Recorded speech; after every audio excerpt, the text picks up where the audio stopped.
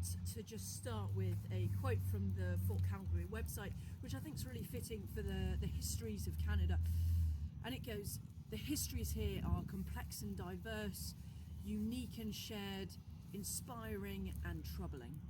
Since time immemorial, the confluence of these rivers has been known as Mokinstis, or elbow in Blackfoot.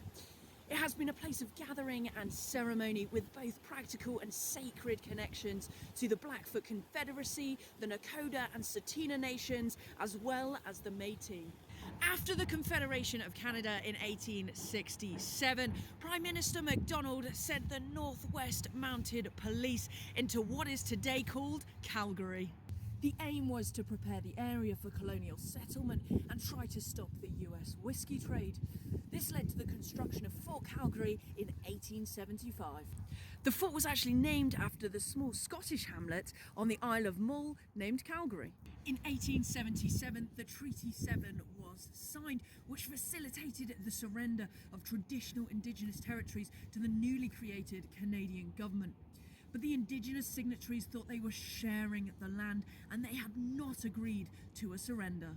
However, the Mounties then began policing Indigenous people with laws that enforced Indigenous marginalisation and displacement. The Canadian Pacific Railway arrived in Calgary in 1883, bringing a large population increase with it. Then in 1894, Calgary was granted the title City of Calgary. Then a fun addition to the city in 1907 was the arrival of 3 motor buses. Calgary was a growing city wanting to promote itself. So in 1908 it held the Dominion exhibition, bringing in 100,000 visitors. It showcased a lavish parade as well as rodeo, horse racing and trick roping competitions as part of the event. This led to the first Calgary Stampede in 1912. 1914 saw the birth of Calgary's oil and gas age. Consequently, by the 60s, Calgary had more millionaires than any other city in Canada. The 1980s oil glut caused by a falling demand and the National Energy Programme marked the end of Calgary's boom. However, escalating oil prices have allowed Calgary's economy to continue to grow all the way into the early 2000s.